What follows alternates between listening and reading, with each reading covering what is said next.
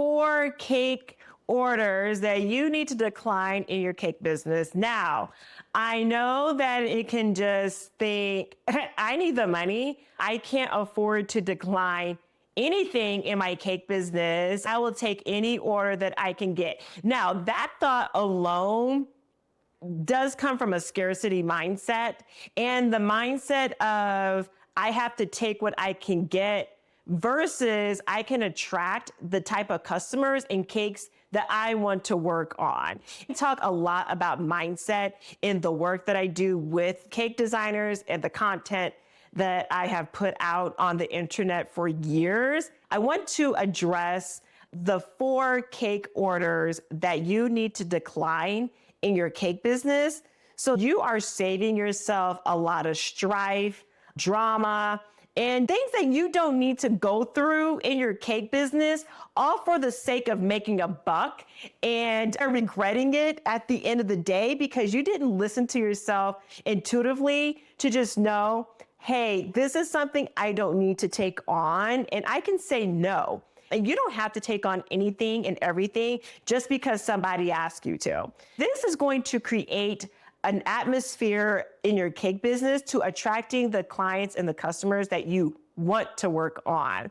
I'm Christina and I own Aspen Charm Cakes and Pastries, and I help you sell more cakes, charge the prices that you want to charge, and become a better cake business owner. Cake number 1 is going to be cakes to where the customer has allergy and dietary restrictions.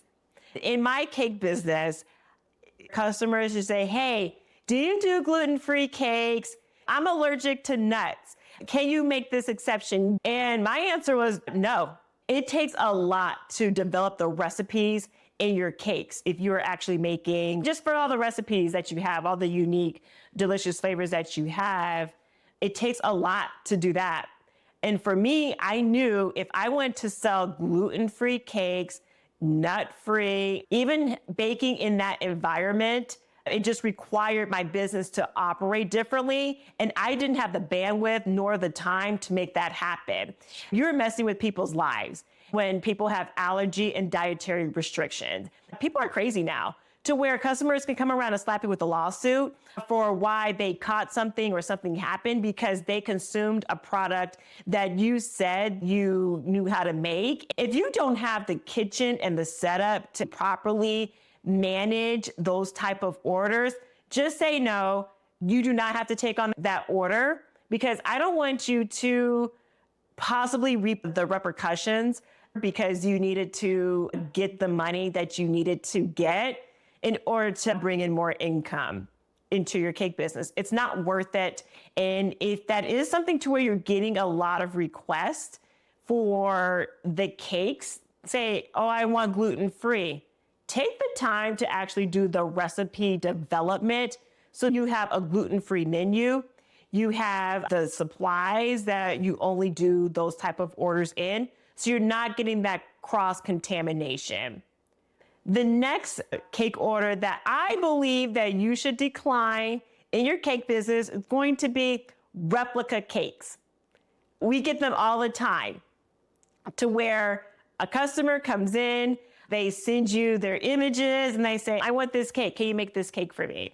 They go on Pinterest, they go on social media, they screenshot the cake that they love, and they just want that cake right there to where it's like they don't need you to design anything. Just copy this cake. Now, the reason why I have replica cakes on here is you want to avoid the expectation with your customers that you are here to copy another cake designer's work and deliver that cake to them as your own, exactly as the same. Now, I understand we take cake inspiration and it needs to be properly communicated to your customer and say, I can take some inspiration, but let's actually make this cake your own for your own event. When a customer hears that, they think, yes, I want this cake for me. I like this cake as inspiration, but I trust you as an artist to make it more for me. Take that route instead. Because when people have this idea in their mind about, I want this specific result or the specific product, I expect that product delivered to me as a replica. And I don't want you to set yourself up with a potential disappointment for the customer because they did not get the replica cake that you promised. Now, I'll add this here as well. In this age of social media, we have AI, we have other cake designers work. Cake designers want the credit for anything that we are putting out. And when you are actually taking another cake designer's work, you're not crediting that source, you're marking it as your own. It's just, there's some sort of integral type of conflict that might be going on with you, and also how you're perceived with your audience and the potential backlash that can happen, and something that you just don't need to also experience in your cake business. Running a cake business is hard enough. Don't add additional work and drama into your life to where you can just say, hey, let's do some inspiration instead and make this cake your own. Easy, one and done. The customer is going to love that response instead.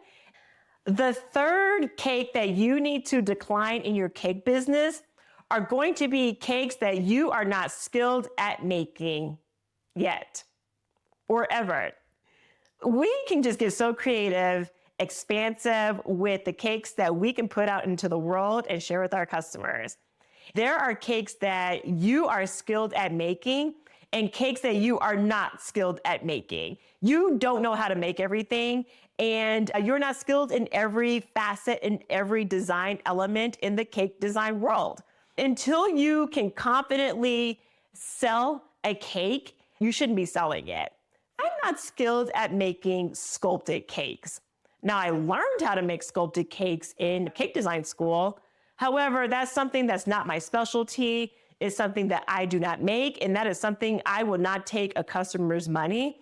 I politely decline and then recommend another cake business in the area. I know this happens because I have been guilty of doing this more than once. You take on a cake order and you're just thinking, I can learn how to make this cake. And then you are practicing on your customers' orders. I know it happens. And I think while you are learning to expand your artistic endeavors, practicing on a customer's cake is not the time and the place to learn how to make something. Take the time to learn how to practice it on a dummy cake, just so you can get better, so you can confidently charge that customer for that cake. Whenever I would take on a cake and I didn't really know how to do something, I felt icky inside. I felt, I don't know if this is something that I can do, but I'm going to forge ahead, move forward, hope for the best, and hope the customer loves the cake. Internally, that anxiety can just easily be avoided if you just don't bother in the first place. Know your realm and become very crafted and specialize in the cakes that you know how to do well.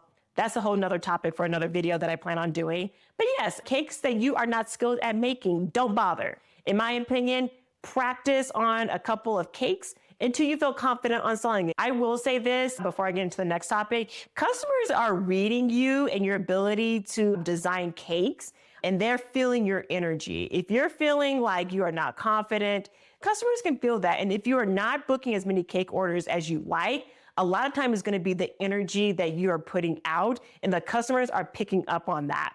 I have a lot of content on selling cakes, and the energy and the confidence and how you're showing up to your cake consultations is really determining how many cake orders that you're booking. And for the fourth, a cake order that you need to decline in your cake business are going to be pain in the ass customers. Now, this takes a little bit of practice on meeting customers on a continuous basis and working with people to where you can begin to know and read people and the type of client that you are taking on. This also comes with having strong boundaries in your cake business and knowing what you will put up with from your customers and what you will not put up with. from your customers. When you are beginning to work with customers and you start to understand how are customers communicating with you during a cake consultation, but also after a cake consultation, is really going to be a determining factor on if you should actually continuously keep a customer on as your cake customer.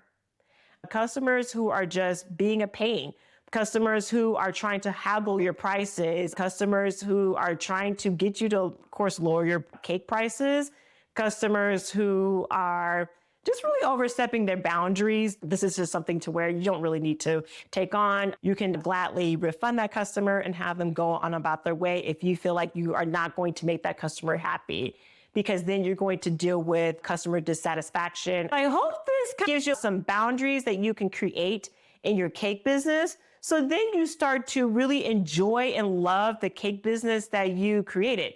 We create these businesses because we love to bake. We love to design cakes. We just love it. And that's what the business really should be about, is loving what we're doing. Instead of coming into our cake business and we're working on cakes that we are not enjoying working on, and sometimes working with people that we do not enjoy working with. Let me know in the comments below the cakes you should decline in your cake business. This can be just a little bit of a controversial conversation, because who wouldn't want to take on every single cake order? I believe that we should be working on cakes that we are skilled at, working with recipes that we are skilled in making, and working with customers and other professionals in the industry who are a joy to work with. Comment down below. If you found any value from this video, please subscribe to this channel, like this video, and let me know down below, what do you think? Until next time, I will talk with you later.